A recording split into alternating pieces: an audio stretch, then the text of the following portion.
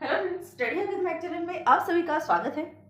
जैसे कि sir previous video में हमने कंप्यूटर नेटवर्क सीरीज में एक टॉपिक स्टार्ट किया था विच इज मल्टीप्लेक्सिंग। मल्टीप्लेक्सिंग क्या होता है, कहाँ पर यूज़ किया जाता है, किस तरीके से यूज़ किया जाता है और इसके कितने टाइप्स होते हैं, उसके नेम्स को हमने डिस्कस किया था। आज इस टॉपिक में, आज की वीडियो में हम क्या डिस्कस करने जा रहे हैं, मल्टीप्लेक्सिंग के टाइप्स। कौन से टाइप्स हैं एक्चुअली मल्टीप्लेक्सिंग के, इसको वन बाय वन हम डिस्कस यहाँ पर करेंगे। तो चलिए फटाफट से वीडियो को स्टार्ट करते हैं और देखते हैं द टाइप्स ऑफ मल्टीप्लेक्सिंग। सबसे फर्स्ट टाइप जो आता है मल्टीप्लेक्सिंग का वो है FDM। FDM stands for frequency division multiplexing. Frequency division multiplexing में क्या होता है, it is an analog technique. ये एक टाइप से क्या है, ये एक एनालॉग टेक्निक है।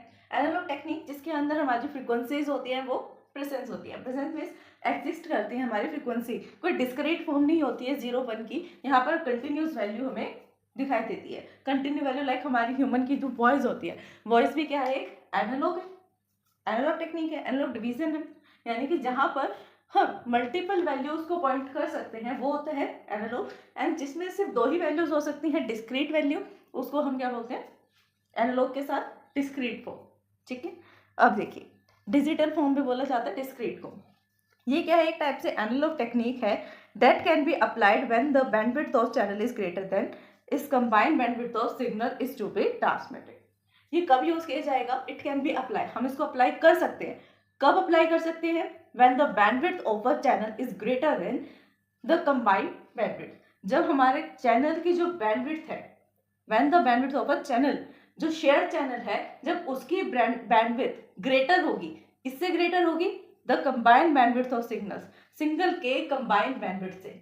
यानी कि जो हमारा शेयर चैनल है, सपोज करो एक छोटे से एग्जांपल के लिए, इसे समझने के लिए सपोज करो कि जो हमारा शेयर चैनल है वो शेयर चैनल की एक्चुअल में कितनी फ्रीक्वेंसी वो ले सकता है, लाइक हमने सपोज कर लिया 16 kb। ठीक है, इतनी फ्रीक्वेंसीज हम वहाँ पर यूज कर सकते हैं, ट्रांसमिट कर सकते हैं। जो शेयर चैनल है उसकी हमने ले ली 16 एंड शेयर कंबाइंड चैनल। अगर आपने प्रीवियस वीडियो में जो डायग्राम देखा था मल्टीप्लेक्सर और डीमल्टीप्लेक्सर का, सिंपल सा डायग्राम था। हम पहले मल्टीप्लेक्सर वाले साइड की बात करते हैं, लेफ्ट साइड की। मल्टीप्लेक्सिंग कैसे हो रहा था, 3 नंबर ऑफ चैनल जो है वो कंबाइन किए जा रहे थे मल्टीप्लेक्सर के through and single share channel का वो ट्रांसमिशन के लिए यूज कर रहे थे। तो वो यही कह रहे हैं, जो ये 3 नंबर ऑफ चैनल्स हैं इनकी फ्रीक्वेंसीज को अगर हम कंबाइन करते हैं, लाइक हर एक चैनल की फ्रीक्वेंसी कितनी है, 4। हमने सपोज कर लिया हर एक चैनल की फ्रीक्वेंसी क्या है, 4 है। तो 4 4 एंड 4 कितनी हुई, 4 और 4 8, 8 और 12। अब यहाँ पर वो क्या कह रहा है कि जितने भी फ्रीक्वेंसीज है, नंबर ऑफ फ्रीक्वेंसीज, अगर इसे हम कंबाइन कर दें, उससे ग्रेटर कुछ हो, उससे ग्रेटर क्या हो, शेयर चैनल की बैंडविड्थ हो।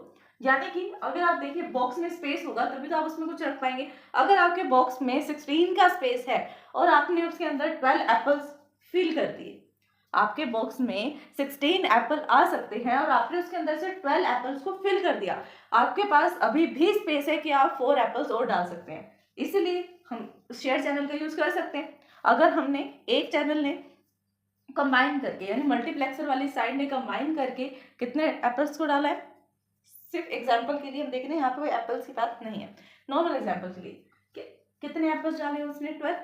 अभी भी 4 एप्पल्स के लिए जो स्पेस है वो फ्री है। कोई और आकर, अगर हम एक्स्ट्रा चैनल ऐड करना चाहते हैं, extra number of resource add करना चाहते हैं, 3 की जगह हम 4 कर देंगे तो कितनी हो जाएंगे, 16। तो 16 के 16 भी रखे जा सकते हैं एप्पल्स। ठीक है, बॉक्स अब फुल हो गया, अब तो और स्पेस नहीं है बॉक्स में रखने का, 16 ही स्पेस था और 16 ही फिल कर दिए। क्या अब हम नंबर ऑफ रिसोर्स को इंक्रीज कर देंगे, 4 की जगह 5 कर देंगे, तो क्या हम एप्पल्स रख सकते हैं, नहीं रख सकते, क्योंकि हमारे पास स्पेस ही नहीं है। इसलिए कॉन्सेप्ट क्या आता है कि जिस भी आप शेयर रिसोर्स का यूज कर रहे हैं, शेयर चैनल का यूज कर रहे हैं, उसकी बैंडविड्थ ग्रेटर होनी चाहिए, किससे, नंबर ऑफ चैनल्स, किसके पास है जो नंबर ऑफ चैनल, मल्टीप्लेक्सर के पास।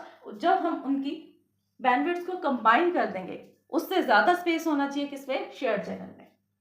सिंपल सा कंसेप्ट है, कोई कंफ्यूज होने वाली बात नहीं है। मल्टीप्लेक्सर के पास जितने भी नंबर ऑफ रिसोर्स हैं, उन सब रिसोर्सेज के अगर हम बैंडविड्थ को कंबाइन कर देंगे, जैसे सबके पास 4 है, 4 के 4, 1 2 3 4 की बैंडविड्थ ईच की 4 ही है, देन 4 4 जा 16।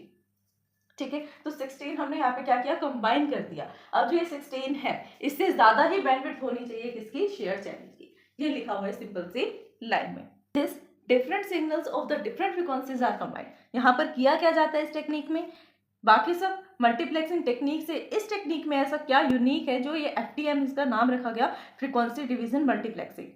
In this different signals of different frequencies, यहाँ पर डिफरेंट टाइप के सिग्नल हैं अलग अलग फ्रीक्वेंसीज के, सिग्नल अलग अलग है अलग अलग फ्रीक्वेंसीज की। फ्रीक्वेंसी 1 है तो उसका सिग्नल 1 है, फ्रीक्वेंसी 2 है तो उसका सिग्नल भी 2 है, और combined into a single composite signal. उन सबको हम कंबाइन करके एक कंपोजिट सिग्नल बना देते हैं, ट्रांसमिटेड ऑन द चैनल, और उसको चैनल पे ट्रांसमिट कर देते हैं। यही तो हम करते हैं।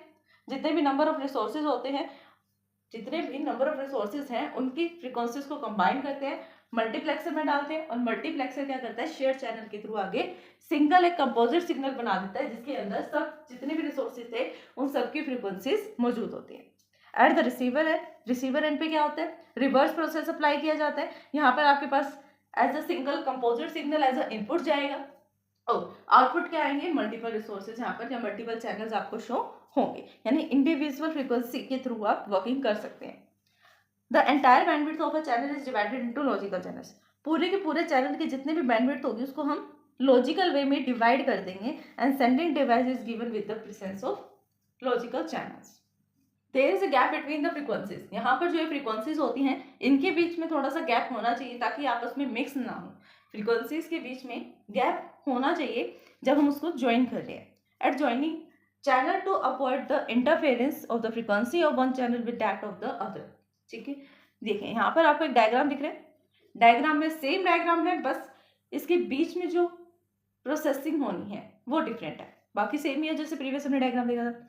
नंबर ऑफ रिसोर्सेज है, नंबर ऑफ कंप्यूटर सिस्टम्स है, कनेक्ट किया गया उन्हें मल्टीप्लेक्सर के साथ, ये एज अ इनपुट जा रहे हैं, इनकी जितनी फ्रीक्वेंसी है, फ्रीक्वेंसी 1, फ्रीक्वेंसी 2, फ्रीक्वेंसी 3 एज जा रही है कहाँ पर, मल्टीप्लेक्सर में। मल्टीप्लेक्सर का काम क्या था, इसे कंपोजिट सिग्नल में क्रिएट कर देना, इन सबकी फ्रीक्वेंसीज को कंबाइन कर देना, यही था। लेकिन अभी हमने देखा कि हम फ्रीक्वेंसी डिवीजन में ऐसा क्या करते हैं जो बाकी में नहीं करते, जितनी भी टेक्निक्स है सब में अलग अलग टाइप से हम डिवाइड करेंगे। यहाँ पर हमने फ्रीक्वेंसी को डिवाइड कर दिया। सपोज ये एक चैनल है, ये एक रिसोर्स है, एक चैनल है, ठीक है, इसकी फ्रीक्वेंसीज को हमने डिवाइड कर दिया, ये 1 डिवीजन एंड ये 2 डिवीजन, ये बन गया हमारा एक लॉजिकल चैनल। ये सेकंड वाला है, सेकंड की 1 एंड 2, इन दोनों के बीच में डिफरेंस होना चाहिए, यही चीज उसने लिखा था, there is a gap between the frequencies of adjoining channels. जब हम लॉजिकल वे में चैनल को डिवाइड करते हैं और एडजॉइंट करते हैं उस टाइम पे फ्रीक्वेंसीज के बीच में गैप होना कंपल्सरी है टू अवॉइड इंटरफेरेंस, जिससे हम इंटरफेरेंस को अवॉइड कर सके ताकि कोई नॉइज एंटर ना हो, इंटरफेरेंस एंटर ना हो।